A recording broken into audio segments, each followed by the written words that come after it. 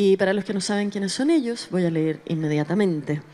Manuela Barros es abogada, también practica el surf y la escalada hace más de 10 años y es una apasionada de los deportes en la naturaleza. A través de una reciente iniciativa llamada Landscape, Formas de la Tierra, busca alcanzar la conservación y protección de los espacios naturales de alta calidad para la práctica deportiva, como verdaderos estadios naturales. Muy bienvenida, Manuela, muchas gracias por estar aquí. Fernanda Pizarro, a mi lado, es médica veterinaria, educa y difunde información a través de redes sociales sobre el medio ambiente y el cuidado de la flora y la fauna.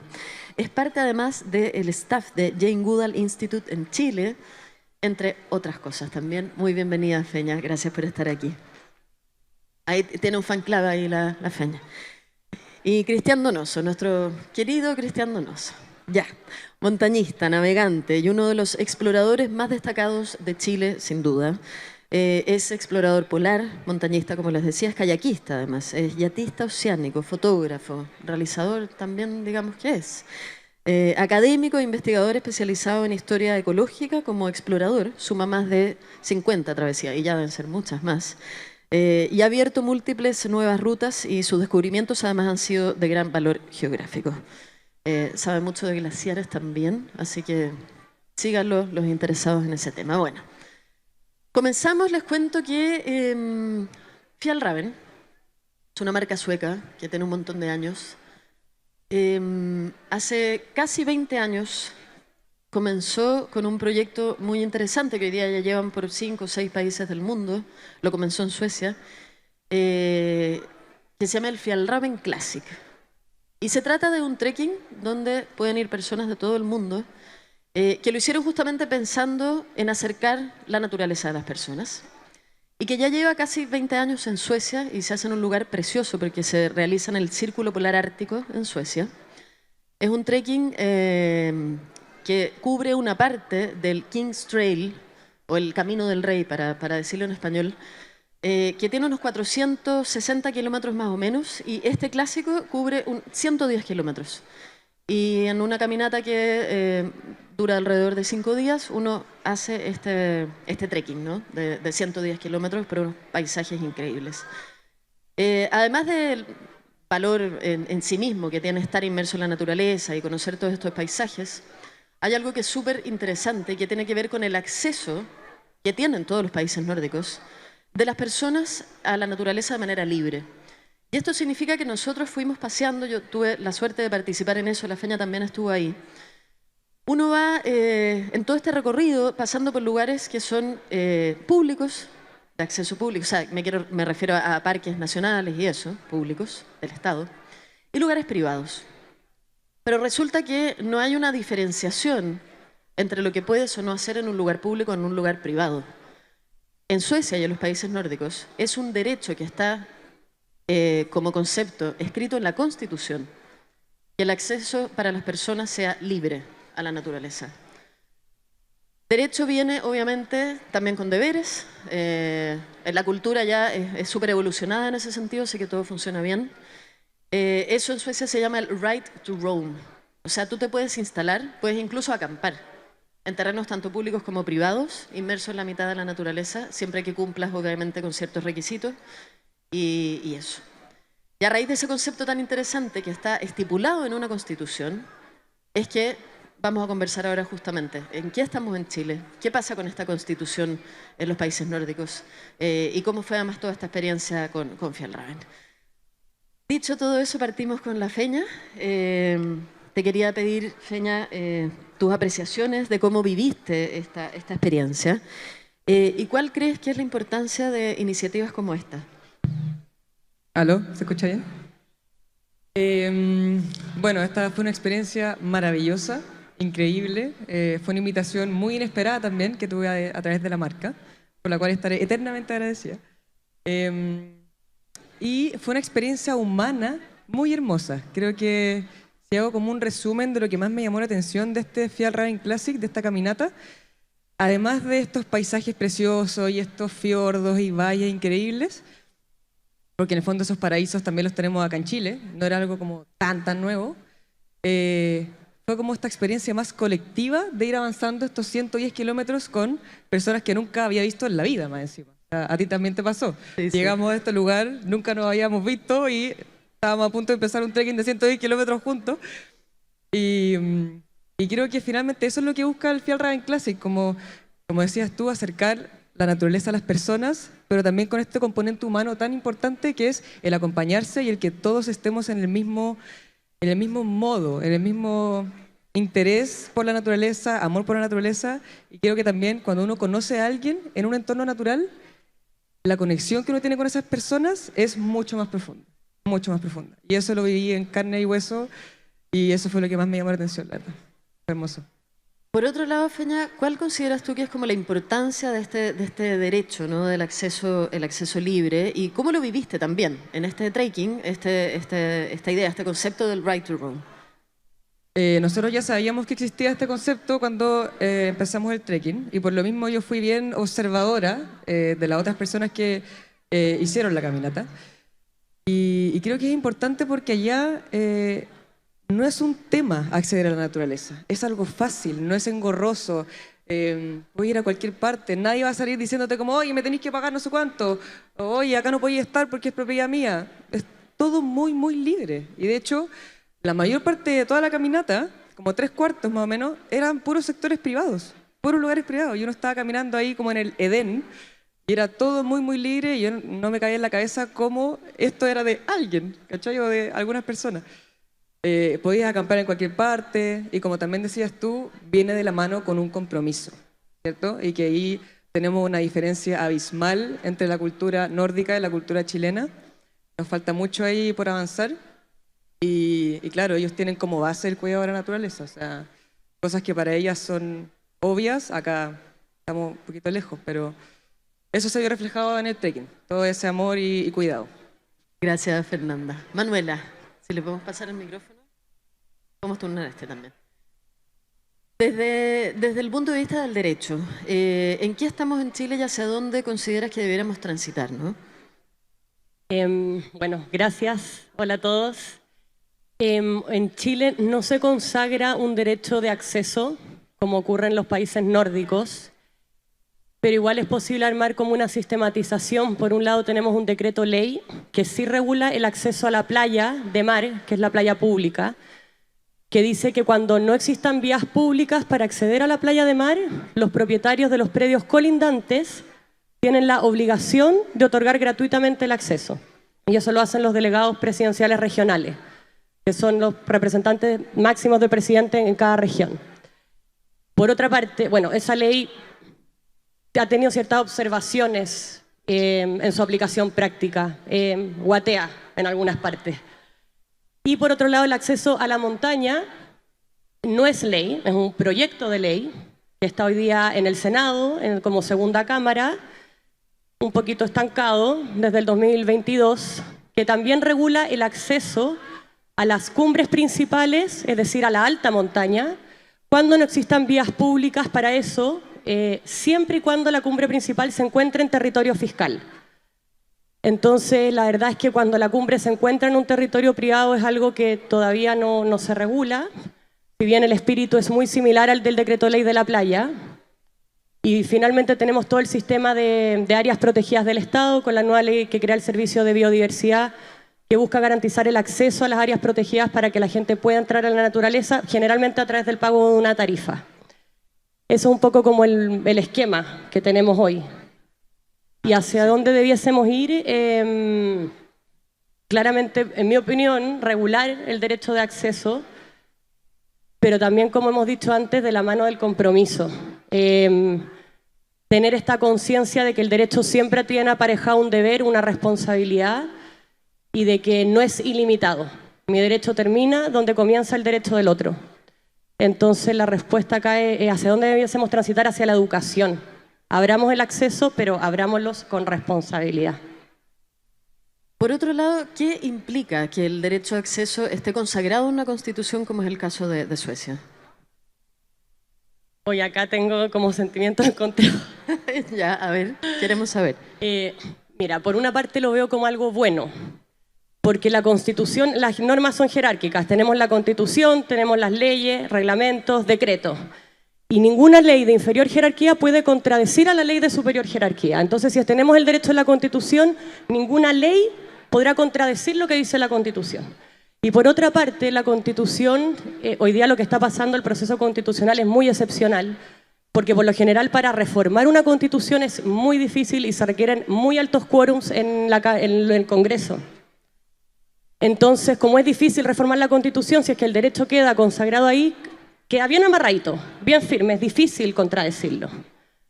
Pero también, ¿qué me pasa? Y esto ya es como una opinión personal, que siento que la Constitución no tiene que regularlo todo.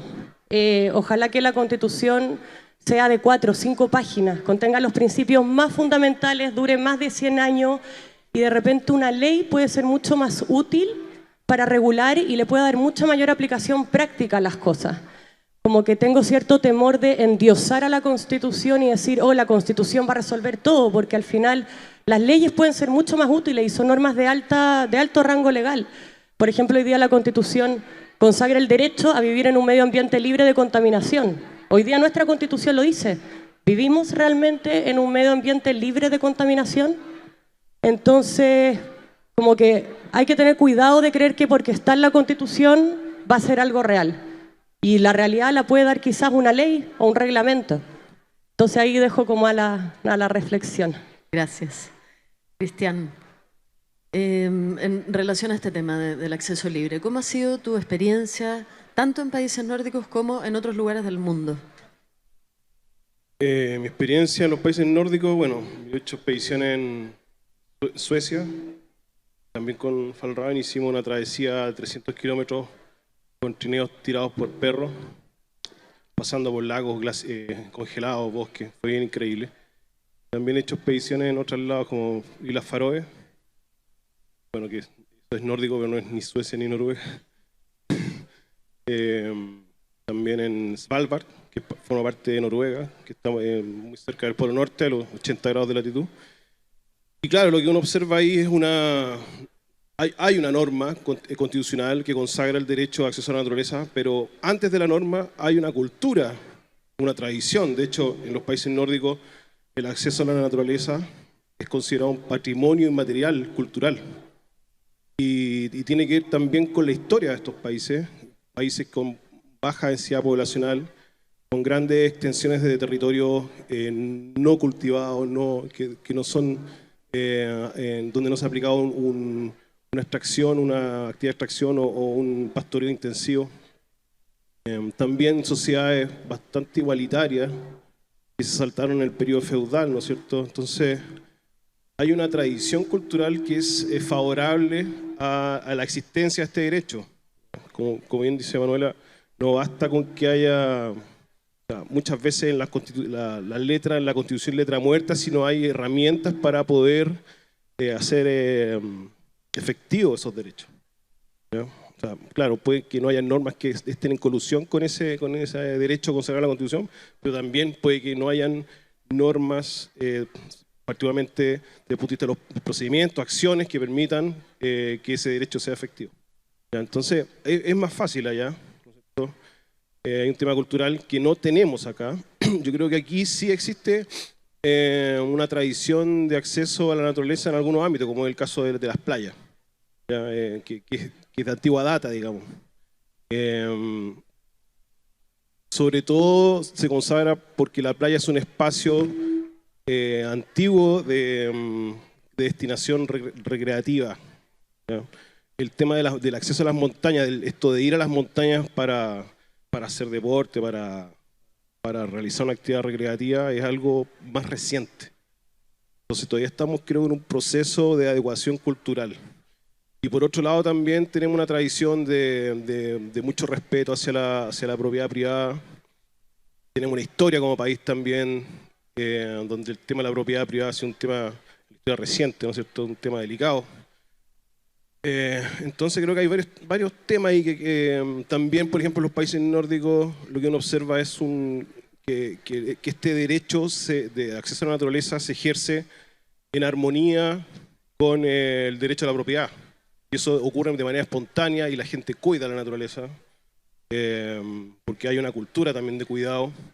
Se respeta, se accede a predios privados, pero no así a aquellos sectores de los predios privados donde el propietario tiene su actividad económica, sus cultivos, ¿no es cierto?, su casa. Entonces la cosa funciona espontáneamente. También creo que aquí en Chile tenemos un tema cultural que no favorece el acceso a la naturaleza, que tiene que ver con que somos una cultura muy paternalista. ¿Ya? Yo, para explicar esto, les voy a contar una anécdota. Yo viví en Puerto Williams 2 años. Yo soy kayakista y yo llegué con mis kayaks a Puerto Williams y justo 2 semanas antes de que yo llegara, llegaron unos franceses a andar en kayak y uno de ellos se ahogó. Eran unos 2 franceses que querían ir a esquiar a la cordillera Darwin. Salieron de Yendegaya en kayak con todas las autorizaciones de la Armada. Y en la salida de Yendegaya hay una corriente muy fuerte y tenían una corriente en un sentido y viento en el otro, lo que formó una ola muy vertical, condiciones de mucho riesgo que alguien que no sabe, digamos, que no tiene mucha experiencia en kayak, no es capaz de ver ese riesgo. Y además los kayaks no eran los apropiados, no tenían compartimentos estancos, etc. Entonces, la autoridad marítima asumió que por el hecho de ser franceses eran expertos en kayak. ¿Ya? Y en mi caso asumió que porque era chileno no tenía idea del tema. ¿Ya? Entonces autorizaron a los franceses. Y claro, ellos eran esquiadores. Querían llegar al punto donde iban a esquiar en kayak, pero no tenían experiencia en kayak. Entonces tuvieron este accidente. Y apareció en la prensa austral. Y el primer comentario que leo en la prensa de la gente que escribe, porque a veces suelo leer lo que la gente comenta, creo que todos lo hacemos, ¿no es cierto? Y el primer comentario era como, ¿cómo la Armada autorizó a estas personas a hacer esta expedición? ¿Ya? Ese comentario probablemente en un país como nórdico nunca lo va a leer, porque hay una cultura de la responsabilidad. O sea, quizás el comentario decía, ¿cómo estas personas hicieron esta expedición sin contar con el equipamiento adecuado? Entonces, un poco siempre se traslada la responsabilidad a la autoridad o al dueño del terreno. Y pasa también, hay como, estoy alargando mucho, parece. Ya, lo último. Me pasa bastante, me empiezo a embalar. No, lo último que... sí, por el tema del paternalismo. Creo que es importante... por ejemplo, el terreno. Existe como la idea de que si yo tengo un terreno y autorizo a alguien a entrar a mi terreno y le pasa algo, yo soy el responsable. Y siempre escucho eso, pero eso no es legalmente así. Salvo que yo le cobre, ¿ya? Y claro, y ahí se forma algún tipo de vínculo contractual. ¿Ya? Pero si yo simplemente autorizo a alguien a entrar a mi terreno porque hay unas paredes de roca y se accidenta, es responsabilidad de él, no mía. Entonces creo que antes de quizás indagar sobre temas puramente legales, tendríamos que también indagar y hacer una reflexión y una discusión en torno al tema cultural. Gracias, Cristian. Fernanda, justamente a raíz del tema que pone Cristian sobre la mesa, que tiene que ver con la responsabilidad de cada uno y la educación, ¿no?, de la cultura, ¿cómo viste ese elemento en el Classic? ¿Cómo lo viviste? ¿Qué te pareció de cómo se comportaban las personas? Bueno, igual al Classic va gente de todo el mundo, no son solamente personas nórdicas caminando, y aún así, observando toda la situación, uno caminaba tranquila, porque se entiende que las personas que están adelante y detrás tuyo están en la misma. Y también en el Classic te hacen toda una introducción de qué no puedes hacer, cómo hay que comportarse. Y de hecho, cuando uno se mete a alguna página web a entender un poco más esto de Freedom to Roam, que es el concepto, te dicen, mientras tú no perturbes y no destruyas, eres bienvenido a hacer lo que quieras en la naturaleza en Suecia. Esquiar, caminar, andar en bici, kayak, lo que sea, siempre y cuando tengamos en el fondo todos estos requisitos que es, por ejemplo, no acampar en el patio de una casa o en algún lugar ya demasiado cerca. te dan como todos los lineamientos para no dejar rastro. Entonces, es un tema cultural tan básico que se lo enseñan en todas partes. O sea, personas que visiten la naturaleza, que frecuenten la naturaleza, como personas que no, ya todo eso lo entienden. O sea, saben que uno no puede botar basura en un sendero, saben que si es que uno va al baño se tiene que llevar los papeles. Saben todo eso, saben que no hay que perturbar a la fauna, que no hay que alimentarla, etc.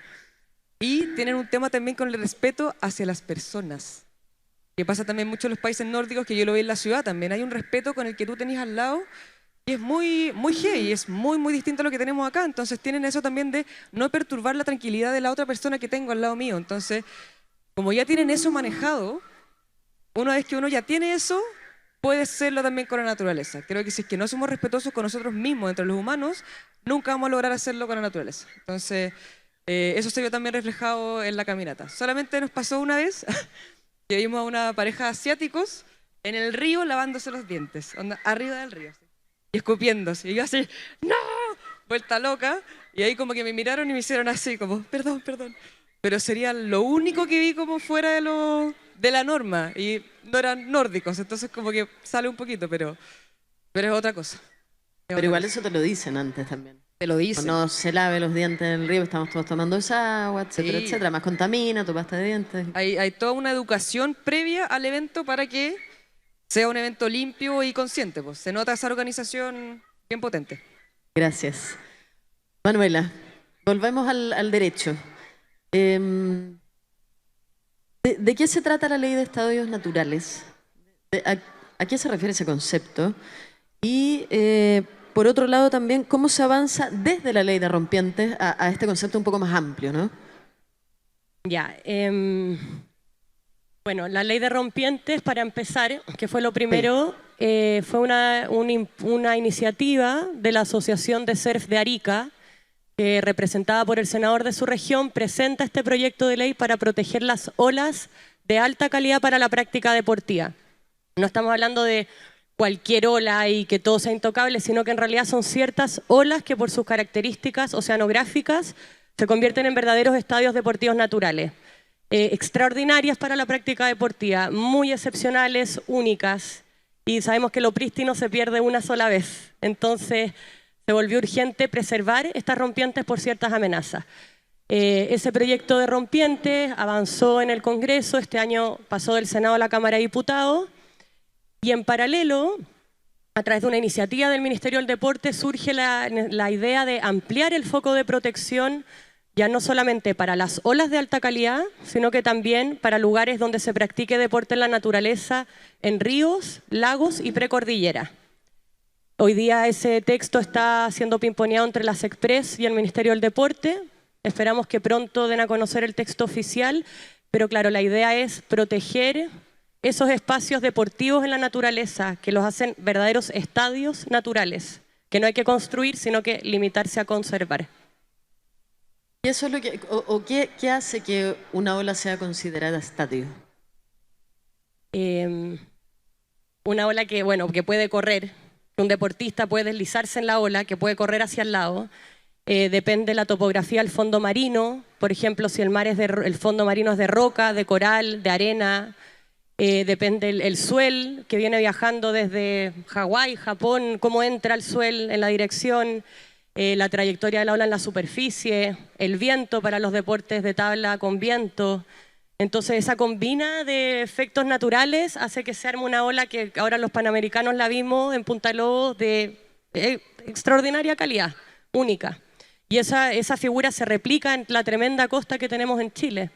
Por ejemplo, Cochamó también es un estadio natural en ese sentido, porque la pared escalada en Cochamó es un granito de muy alta calidad. No es una roca que se desprende, sino que se convierte en un lugar extraordinario para la práctica de la escalada. Y Chile, con la tremenda naturaleza que tenemos, replica esa figura en muchas partes. Entonces lo importante es pensar si se va a hacer un proyecto en ese lugar o si se va a contaminar ese lugar, que haya una comprensión de la significancia que ese lugar tiene para el deporte y por tanto en la conexión que ese lugar genera entre el ser humano y la naturaleza. Gracias, Manuela. Cristian, desde tu mirada de explorador y montañista, ¿crees que de alguna manera o en ciertos lugares se debiera limitar el acceso o siempre debiera ser libre? Pienso, por ejemplo, lo que está pasando con exploradores en este momento, lo que está pasando con Cerro Castillo, sin ir más lejos también, y una serie de lugares más, ¿no? ¿Crees que en ciertas circunstancias, pensando también en los glaciares, se debiera limitar el acceso? Sí, hay una diferencia entre el caso de una persona que va eh, por sí misma a un espacio natural y la responsabilidad que asume es respecto de su propia integridad, de su propia salud, de su propia vida, y aquel que conduce a terceras personas que no tienen experiencia, que confían en aquella persona que los guía. Creo que en este segundo caso, y en particular cuando se trata de una actividad comercial, es importante poner limitaciones en función del riesgo. Hablando en particular en el caso de glaciares exploradores. En muchos casos, en otros países, lo que ocurre es que las personas que se dedican al tema del turismo se organizan y se autorregulan. Ahí tenemos un caso bien paradigmático, que es el caso de Antártica. Todos los operadores turísticos que realizan actividades en Antártica están organizados en la IATO, y la IATO que no depende de ningún país, ¿no es cierto? No está, es una organización que no está sujeta a la legislación de ningún país en particular, porque Antártica no es un territorio donde ningún Estado ejerce soberanía, es tierra de nadie. Entonces ellos se autorregulan, ¿ya? Y los operadores voluntariamente se suman a esta organización y esta organización establece normas de comportamiento para justamente no solamente evitar el riesgo, sino que además también, principalmente diría,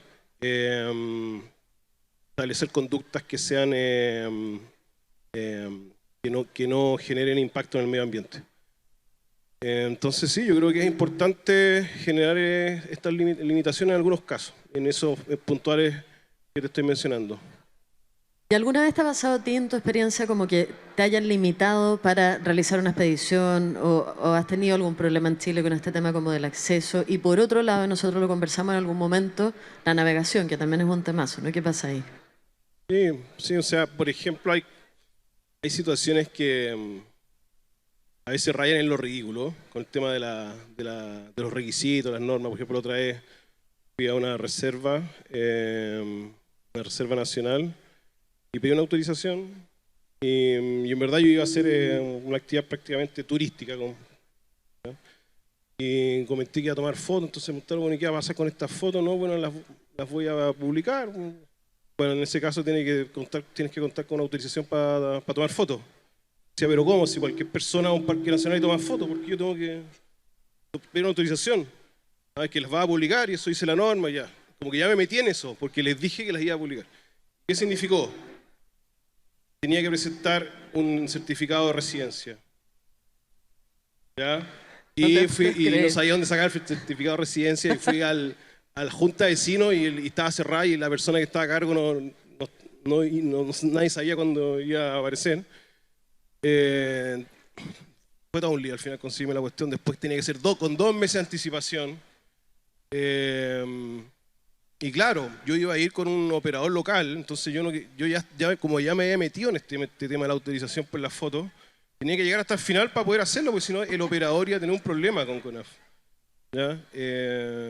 Y bueno, y ahí tuve que firmar todos unos documentos diciendo, tenía que además entregarle mis fotos a CONAF, estaba obligado a eso, que ellos podían usarlo libremente. Tenía que también obligarme a poner en cada foto donde la publicara que era de un parque nacional administrado por CONAF de no sé dónde, casi que el director, quién era el nombre, que no, pero absurda. ¿Ya? Entonces creo que hay que un poco revisar eso, ya flexibilizarlo. O sea, yo lo entiendo, lo puedo entender si viene no sé, la BBC a hacer un tremendo documental y que ahí, claro, quizás es razonable, pero en este caso me parece que no. Respecto al tema de la navegación, sí. siempre he tenido dificultades, por ejemplo, en la zona donde he hecho muchas expediciones, en la zona de Cabo de Hornos, Tierra del Fuego, por la época del conflicto del Beagle, que fue un conflicto que tuvimos con Argentina. Había una discusión sobre la soberanía de unas islas, ¿no es cierto? Víctor Nueva Lennox y el islote Snipe. Entonces, en aquella época se estableció muchas restricciones para poder navegar en ciertos canales por un tema de seguridad nacional, digamos, y que siguen vigentes. Entonces, de pronto hay zonas, canales, fiordos a los que no se puede ir. Pero, por ejemplo, sí pueden ir los pescadores a pescar. Pero yo no, porque, no sé, soy como un potencial espía, que voy a hacer algún estudio ahí como para poder destruir, alarmar, no sé. ¿Ya? Entonces, hay hartos temas ahí con eso. Y también el tema de las expediciones en kayak, siempre hay mucha incertidumbre si te van a autorizar o no, porque a pesar de que hay algunas normas escritas, publicadas, queda siempre muy al criterio de la autoridad local, del capitán de puerto.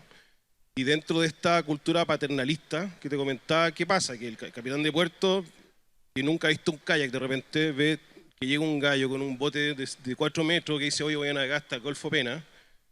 Dice, pero esto no puede ser, o sea, aquí hay algo que no me calza. Y además, él piensa, bueno, si yo le autorizo y a él le pasa algo, yo voy a tener un problema, lo que es absurdo. ¿Ya?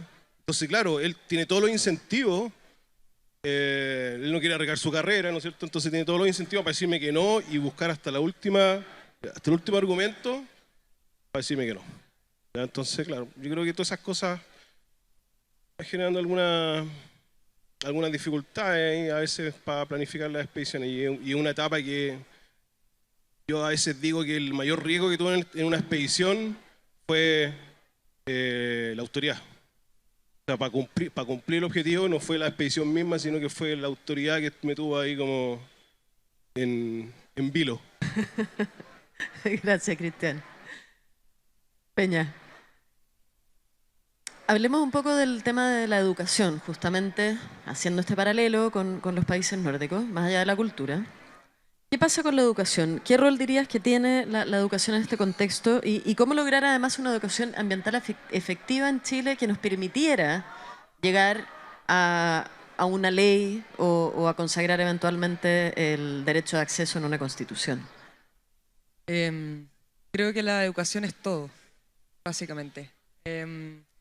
Nosotros igual acá estamos esperando que la gente se sepa comportar cuando va a un ambiente natural, pero nunca nadie les enseña cómo comportarse. Si vamos a los colegios, no nos enseñan de nuestra biodiversidad, no nos enseñan de cómo respetar la naturaleza, no nos sacan a terreno, o sea, no existe educación ambiental a nivel país, ¿cierto? A nivel como de la malla. Y creo que si no tenemos esa base, nunca vamos a lograr ser como los países nórdicos, por ejemplo, o nunca vamos a lograr tener una relación armónica con la naturaleza, que la gente realmente entienda, porque esta conexión que uno tiene con la naturaleza es algo que se va forjando, o sea, es algo que está como intrínseco en todos, pero si no potencias eso, hay personas que nunca van a la naturaleza, no tienen esta conexión y por ende no la respetan, no la cuidan, ¿cierto? Entonces, es que desde los colegios, desde que los niños y niñas son pequeños, impulsáramos todo esto y les enseñáramos desde chicos, sería todo muy, muy distinto.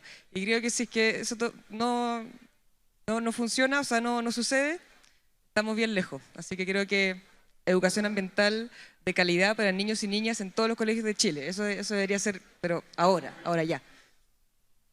Otra cosa también, tú divulgas a través de redes sociales, educas sobre naturaleza, trabajas en divulgación de temas de naturaleza. ¿Cómo has visto los últimos años el interés de las personas por educarse en estos temas, por aprender, por conocer, por proteger? He visto que ha avanzado mucho el interés, creo que también todos lo vemos. Cada vez más personas quieren estar en contacto con la naturaleza y quieren ir a acampar o ir a un parque nacional, a hacer un trekking. Y antes de autoimponerme como esta tarea como de educadora, divulgadora a través de redes sociales, yo era igual súper pesimista. Esta como ecoansiedad de la que se habla me comida por completo de repente, días enteros llorando, teniendo cero fe en la humanidad, llorando por la tierra, por los animales, así ya mal. Y cuando empecé como con todo este camino de divulgación, me sorprendí mucho, porque primero decía como ya redes sociales, como es que algo medio como banal, medio superficial. Y cuando empecé con esto, me di cuenta que había muchísima gente que quiere aprender más, quiere saber, quiere conocer las especies que nos rodean, quieren saber cómo comportarse, me mandan mensajes, me mandan noticias, me preguntan cosas. Y eso es algo que ha sido súper bonito, súper lindo. Se genera como esta comunidad. Entonces eso es lo que me ha dado harta esperanza, la verdad, como que ya decido no tirarme a llorar todo el día pensando que nada va a funcionar, ni que ya estamos perdidos, sino que elijo como agarrarme de esta esperanza, porque es como lo único que nos queda, básicamente, y querer ser mejor también, como impulsar a hacer más cosas. O sea, estamos todos aquí por algo también, porque todos disfrutamos de la naturaleza, porque todos queremos que sea un mundo mejor, y eso es lo que ha sido esperanzador y que te da como ahí el punch, porque si no, no te queda nada, pues. Eso. Gracias. Manu, y ya vamos cerrando, el tiempo vuela. Sí, ¿cuáles son los países, otros países, ¿no? A los que debiéramos estar como mirando en relación a este derecho, al derecho a la naturaleza, al acceso libre? Y también si pudiéramos hacer como una pincelada muy breve, y esto no está conversado, pero yo sé que igual te maneja, en relación a los derechos de la naturaleza. También, si hay algún ejemplo como que nos pudieras ilustrar de algún país que deberíamos estar mirando. Bueno, Suecia, obviamente. No, pero en serio, Suecia, por lo que ya hemos conversado todo este rato del acceso, de la cultura previa, y los países nórdicos en general, que también tienen este right to roam, este derecho de acceso, Estonia, Noruega, ya lo hemos dicho. Creo que un país que también está un poco repetitivo, pero que es un gran ejemplo a seguir es Costa Rica, por ejemplo, que tienen un sistema tan bueno de conservación donde se pagan por los servicios ecosistémicos que prestan los bosques forestales, que están en manos de privados, entonces se le paga al privado por el servicio ecosistémico que presta ese bosque. Ha sido un éxito. Como volviendo un poco a la costa, que es como donde más me he especializado, en Costa Rica también, porque la playa es pública hasta donde llega la marea más alta. En Chile, desde la marea más alta hacia atrás, hay una servidumbre de 8 metros para la pesca y después ya uno puede hacer lo que quiera.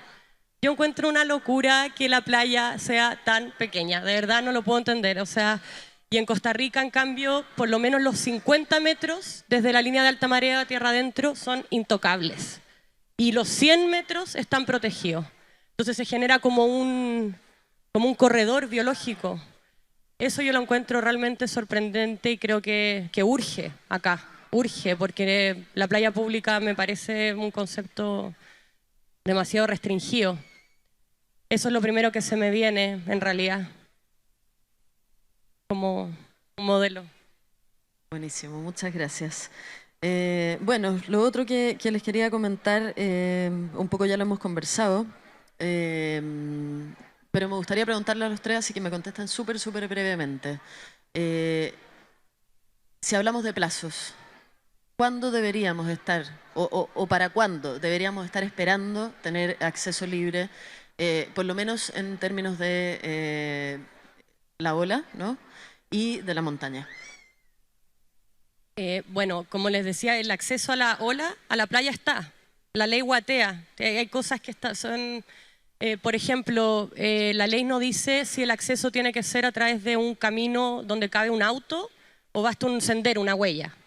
Entonces tampoco se especifica eso. Después tampoco se dice cuándo hay una vía pública, porque si la vía pública está a 100 metros, ya, ok, puedo caminar 100 metros. Pero si la vía pública está a 2 kilómetros, ¿hay realmente un acceso al lugar? Entonces también hay ciertas cosas que no se definen. El tema de la montaña es un proyecto de ley que está en el Senado y ahí hinchar a los senadores para que avancemos. Porque está, si es cosa de voluntad política de legislar. El texto ya está, en mi opinión está bueno. Si hay que hacer modificaciones, bueno, leámoslo, pidamos a los senadores que nos patrocinen para que presenten esas modificaciones.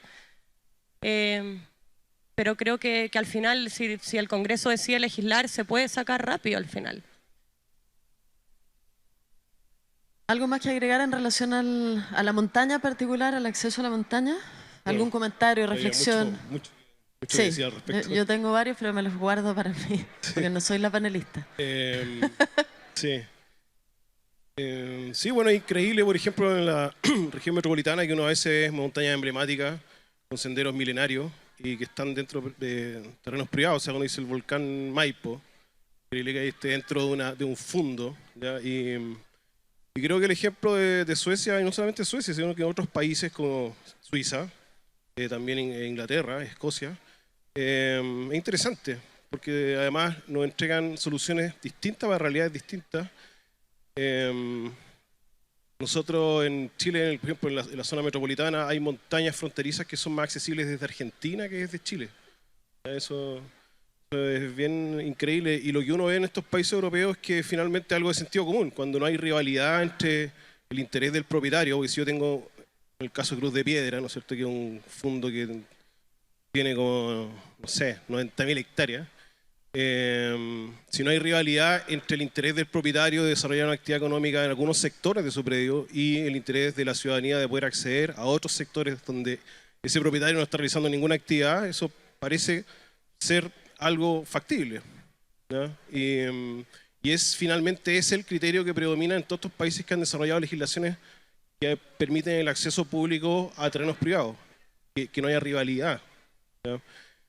Y creo que es súper importante avanzar en eso acá. Hay varios temas vinculados. Por ejemplo, el tema del acceso a la naturaleza. Nosotros tenemos naturaleza en las ciudades, en Santiago. Estamos en un parque con naturaleza, tenemos árboles, ¿ya? Pero hay una diferencia enorme entre el acceso a espacios públicos con naturaleza en ciertos sectores de la ciudad respecto de otros. ¿Ya? Por ejemplo, estas comunas como Las Condes, provincia de Vitacura, versus La Pintana, qué sé yo, Puente Alto, solamente en espacios públicos, no estoy hablando porque también hay naturaleza en los patios, hay árboles, tú de pronto, no sé, acá tú de un edificio miras la ciudad y ves un bosque, que son los árboles que están en las casas, no solamente en la plaza, pero solamente hablando de plazas, hay una diferencia de 1 a 6 de espacios públicos naturales. Entonces, también hay una demanda creciente de las personas, de los ciudadanos, por acceder a lugares donde haya naturaleza. Y por ejemplo, comunas del sur de Santiago tienen Cajón del Maipo, que es un espacio enorme, lleno de naturaleza, pero de una naturaleza inaccesible en su mayor parte. Es muy difícil encontrar lugares donde tú puedas acceder a los cerros en el Cajón del Maipo. Entonces también hay un tema ahí de democracia, ¿no es cierto?, de democratizar los espacios naturales. Por otro lado, también la importancia del acceso a la naturaleza, a las montañas en particular que estamos hablando, para el desarrollo económico, ¿no? El turismo es uno de los sectores más dinámicos de la economía chilena, que crece, ¿no es cierto? Y el turista, dejando fuera el turismo de nuestros vecinos, que tiene un alto componente de turismo de compra, de cosas, pero sobre todo los turistas que vienen de países de hemisferio norte, vienen a buscar naturaleza, a eso vienen. ¿Ya? Entonces también abrir estos espacios nos va a implicar generar mayores recursos, obviamente que tiene que ser con un manejo adecuado para la conservación.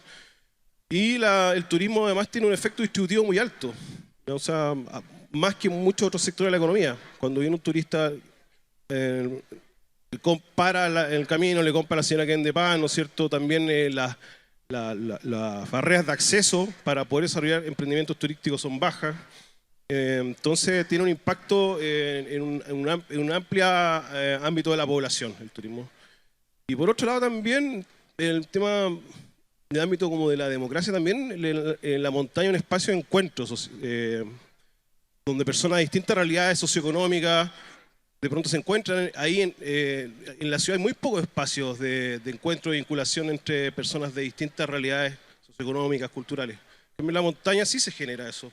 Y además se genera un espacio de intimidad donde las distintas personas tienen un interés común de estar ahí, ¿no es cierto?